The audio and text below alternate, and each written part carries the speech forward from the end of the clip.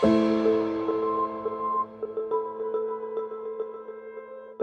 name is Kaela McDonald-Nguah. I'm a football player for Montrose women.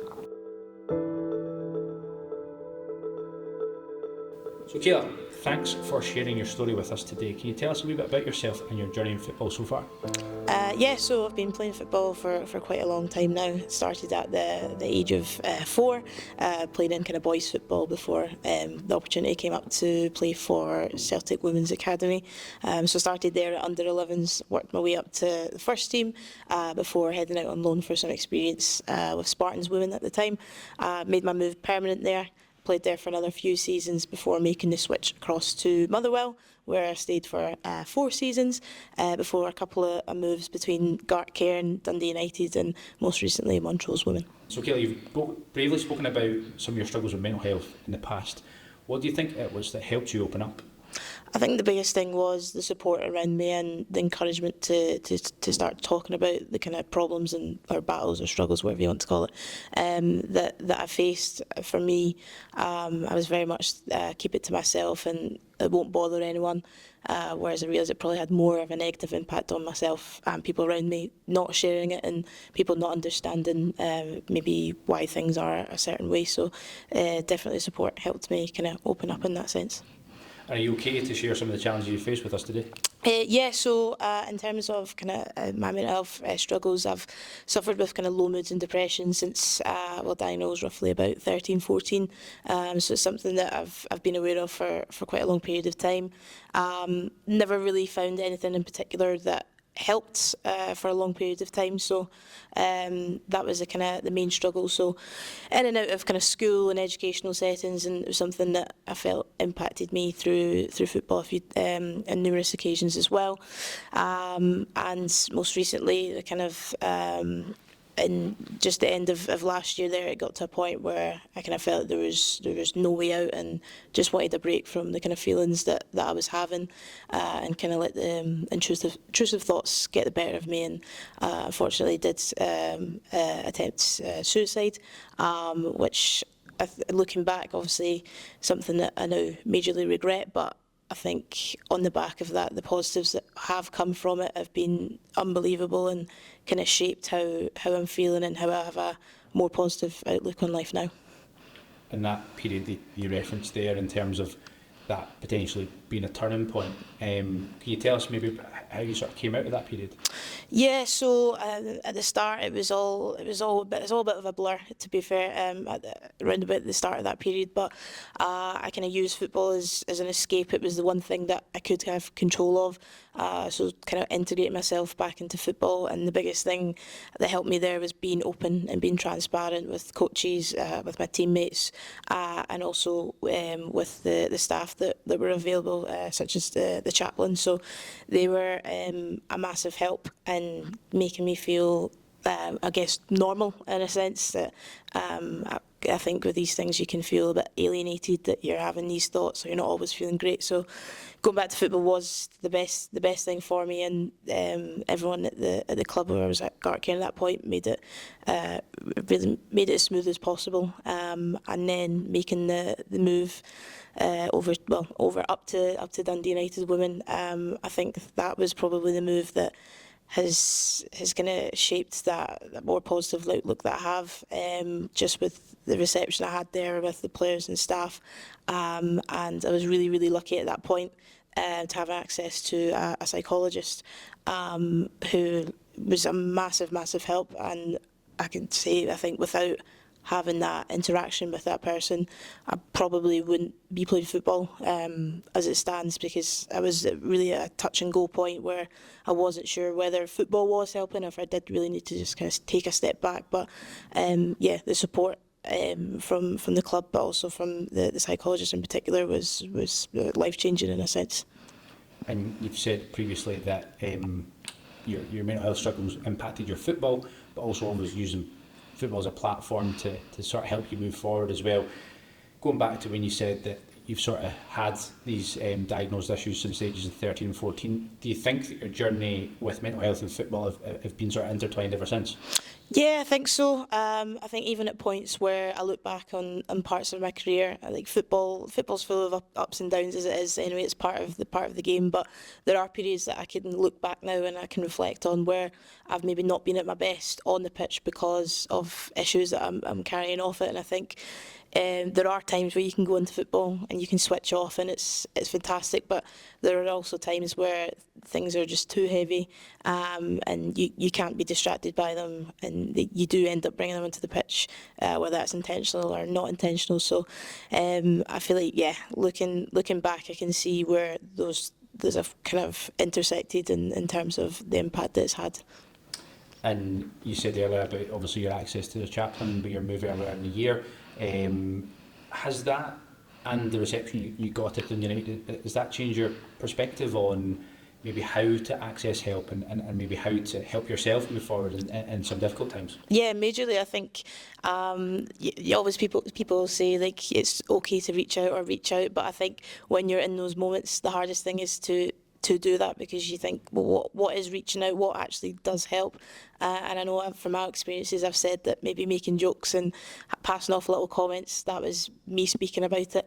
But actually it's not. But to speak about it is actually to open up, whether it be to someone that you know personally or going speaking to a doctor and going from there. So I think for me, I was lucky that speaking to the chaplain, that then opened up more doors, and it made it more obvious how important it was to talk about these issues.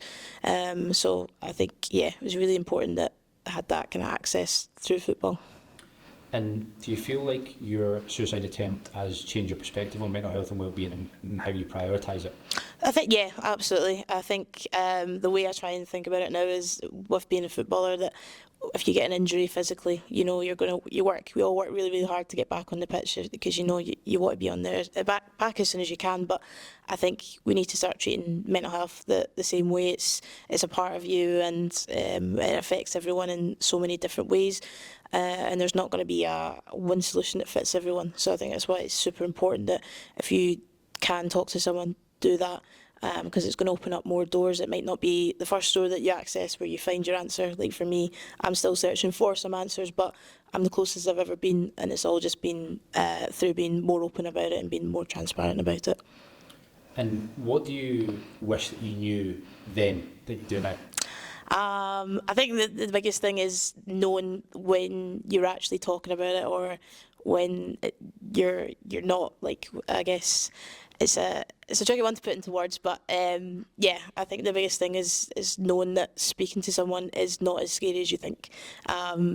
I think the best advice I've had was from the chaplain, and she put it very bluntly. She said, "I would much rather you called me at any time of the hour to ask for help than getting a call at any time of the hour to say that something's happened to you." So I think the biggest thing is knowing that people do care, even if everyone's got their own problems and own issues. But I know for me personally, if someone came knocking on my door, I would want to go and help. So it's about recognising that that's the same for people around you, and even though there are moments you feel alone, you aren't alone, and there is people there to talk to. So yeah, the biggest thing is going and speak to people and knowing that you're not a burden.